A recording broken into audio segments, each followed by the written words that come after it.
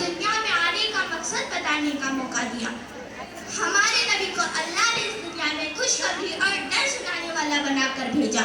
رحمت للعالمین یعنی سارے جہاں کے لیے رحمت بنا کر بھیجا۔ ان پر نبوت کا خاتمہ ہوا اور نبی والا کام دن کے بعد دوسروں تک پہنچانا ہمارے جن میں سونپ دیا گیا۔ صحیح اسلام لوگوں تک پہنچانا، ایک اللہ کی عبادت کرنا، اس کی جان میں کسی کو شریک نہ کرنا، صرف ایک اللہ سے ڈائریکٹ مانگنا، کسی کے وسیلے کی ضرورت نہیں۔ یہ تعلیمات ہم تک نبی صلی اللہ تعالیٰ علیہ وسلم نے پہنچائی۔ قرآن شریف میں اللہ فرماتا ہے، تم بہترین امت ہو، لوگوں کے فائدے کے لیے اتاری گئی ہو، تم بھلی باتوں کا حکم کرتے ہو اور بری باتوں سے روکتے ہو۔ میرا سوال ہے، آپ لوگ تو کیا ہم عیسائیت اور ہمارے نبی صلی اللہ تعالیٰ علیہ وسلم کے بتائے گئے طریقے پر زندگی گزار رہے ہیں؟ کیا ہم عیسائیت اور ہمارے نبی صلی اللہ تعالیٰ علیہ وسلم کے بتائے گئے طریقے پر زندگی گزار رہے ہیں؟ مائی عائشہ سے ایک صحابی نے پوچھا، حضور کی زندگی کیسی تھی؟ مائی عائشہ نے جواب دیا کہ آپ نے قرآن نہیں پڑھا، حضور کی زندگی قرآن شریف کا بہترین نمونہ ہے۔ ہمارے حضور کی عادتیں کچھ اس طرح کی تھی کہ آپ گھر میں اپنے کام خود کرتے تھے، آپ مہمانوں کی مہمان نوازی خوشی سے کرتے تھے، آپ بکریوں کو خود دھوتے تھے، آپ جانوروں پر رحم کرتے، ان کے لیے چارے اور پانی کا انتظام کرتے، آپ کے کپڑے اور جوتے پھٹ جاتے تو آپ خود سیتے، آپ بیواؤں کی مدد کرتے اور یتیموں کی کفایت کرتے۔ حضور کی سچائی اور امانت داری کا یہ عالم تھا کہ دشمن بھی آپ کو صادق اور آمین کہہ کے بلاتے اور آپ کے پاس امانتیں رکھواتے۔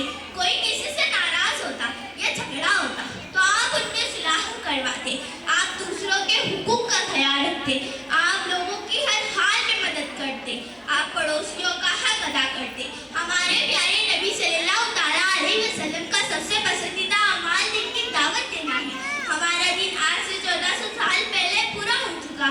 اس پر میں ایک شعر عرض کرنا چاہوں گی۔ اے مسلمان زمانہ آگے بڑھتا ہے تو بڑھنے دے، تو 1400 سال پیچھے چلا جا، زمانہ خود تیرے پیچھے آئے گا، زمانہ خود تیرے پیچھے آئے گا۔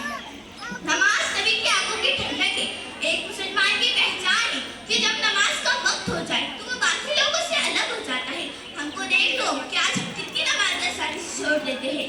شادیوں میں، شاپنگ مال میں، سارس باغ میں، سنیما ہال میں ہماری نمازیں جاتی ہیں، یہاں تک کہ بے نمازی کا نماز جنازہ پڑھانے کے لیے اللہ نے قرآن میں منع کیا ہے۔ ابلیس نے ایک سجدے کا انکار کرنے سے، تکبر میں آنے سے اللہ نے اس کو شیطان بنا دیا اور جنت سے نکال دیا۔ سوچو تو ہم کتنی نماز آسانی سے چھوڑ دیتے ہیں۔ اتنا ہی نہیں، ہمارے پیارے نبی صلی اللہ تعالیٰ علیہ وسلم جب نماز پڑھنے کے لیے جاتے تو ان کے سامنے اونٹ کی وزری لا کر ڈالی جاتی۔ ہمارے پیارے نبی صلی اللہ تعالیٰ علیہ وسلم جس راستے سے گزرتے ان پر کچرا پھینکا جاتا، اور جب دین اسلام کی دعوت دینے کے لیے جاتے تو گلی کے آوارہ لڑکوں کو پتھر مارنے کے لیے ان کے پیچھے لگایا جاتا۔ اتنے پتھر برسائے گئے کہ ہمارے پیارے نبی صلی اللہ تعالیٰ علیہ وسلم کی جوتیاں مبارک خون سے بھر گئی۔ یہ دیکھ کر آسمان کے فرشتے بھی رو پڑے۔ فوراً جبریل آمین آیا اور انہوں نے پوچھا، یا رسول اللہ، آپ کہتے ان لوگوں کو ختم کر دوں؟ آپ نے جواب دیا، نہیں، ان لوگوں کو تکلیف نہ دینا، یہ نہیں تو ان کی نسلوں میں سے کوئی مجھ پر ایمان لائے گا۔ اور آج ہم کیا کر رہے ہیں؟ ہمارے نبی کے بتائے گئے طریقے کا، سنتوں کا جنازہ نکال رہے ہیں، اور عید میلاد کو بھی نبی کے برتھڈے کی تھیم پر منایا جا رہا ہے۔ یہ کیسی عید میلاد ہے جس پر ڈی جے لگا کر، مراٹھی گانے لگا کر ہمارے نوجوان بچے دودھ مراٹھی گانوں پر ناچ رہے ہیں، اور یہ اپنے بچوں کو لے کر جلوس جیسے کہ یہ راستے پر کھڑی اور بیٹھی ہے، مائیں اپنے چھوٹے بچوں کو سڑک پر بٹھا کر دودھ پلا رہی ہے۔ یہ سب دیکھ کر ہمارے پیارے نبی صلی اللہ تعالیٰ علیہ وسلم کو کتنی تکلیف ہوتی ہوگی۔ آپ نے کبھی یہ سوچا ہے